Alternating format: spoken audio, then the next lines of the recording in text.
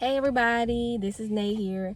Today is just a little quick inspirational message of how dead cells cannot produce live cells. They just can't because it's dead. It cannot produce something that is live.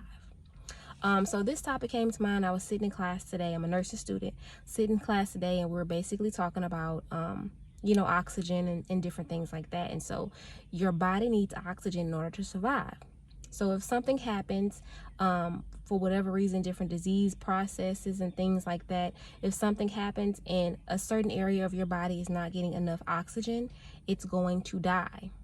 The cells are going to start to die, and if the doctors don't catch in time, or they doing everything they can and it's just too far gone, the only thing left to do is to cut off the limb, or cut off the tissue, the surrounding area tissue where the cells are completely dead, because dead cells cannot create new cells.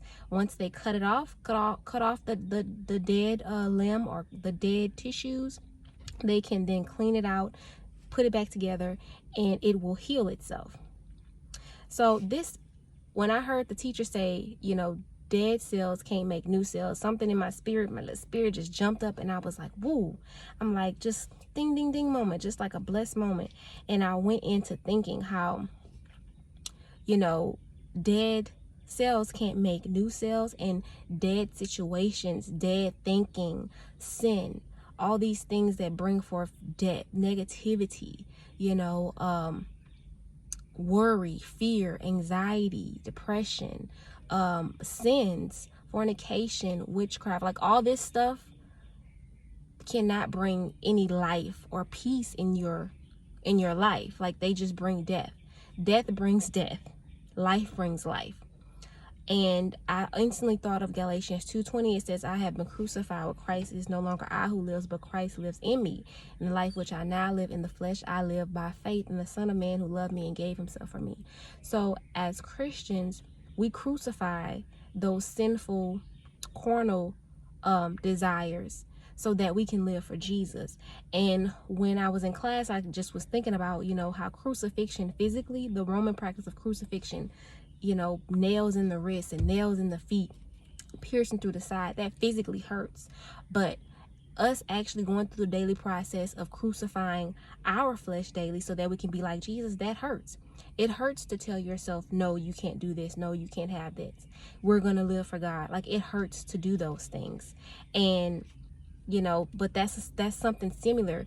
Jesus did it, and we can look to him as our God and walk with him and ask him to help us get through it, because if you want life, you got to crucify your flesh. If you want peace and you want joy, you have to crucify your flesh.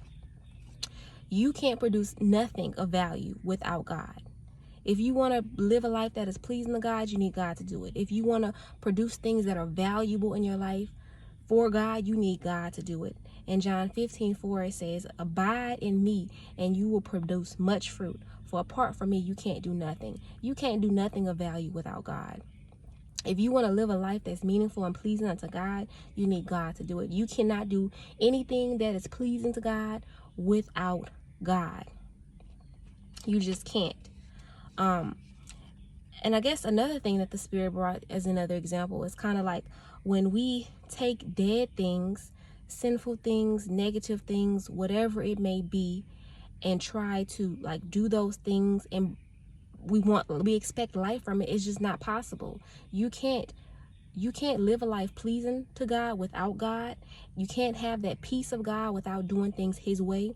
You can't be doing things all fleshly, fornicating, sinning, lying, stealing, addictions and things like that, pridefulness, selfishness, all these things and so much more, and thinking that you're gonna have the peace of God in your life. It's just not gonna work. That's dead.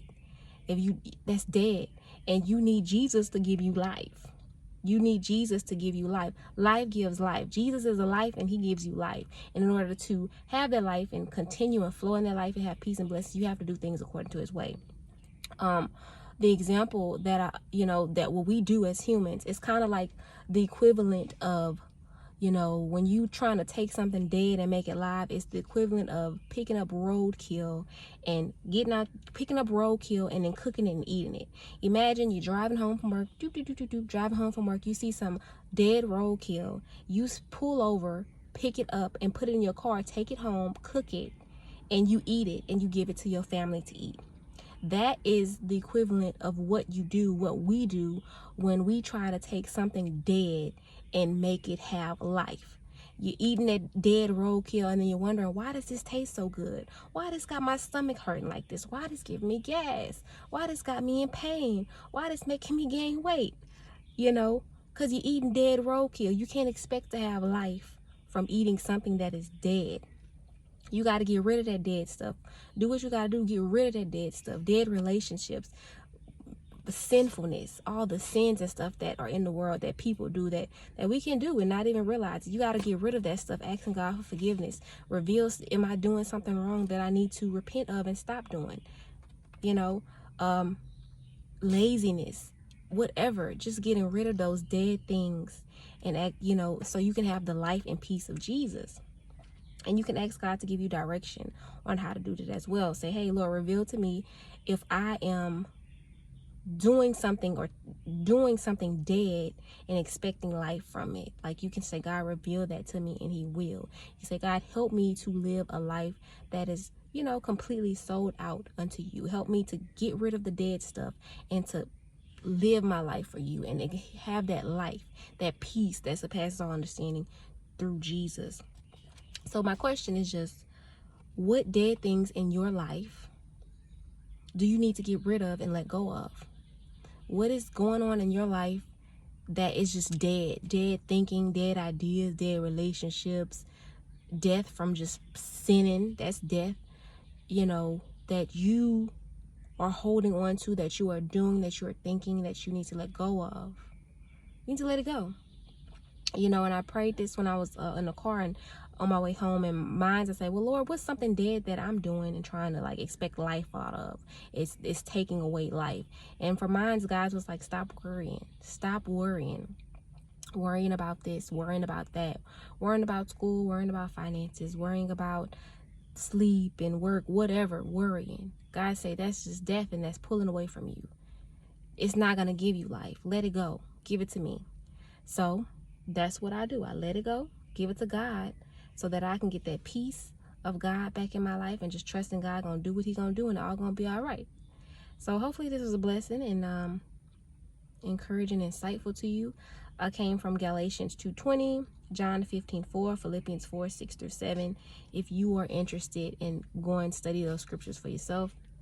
Again, any questions, drop them down below in the comment section, and y'all have a blessed week. Peace.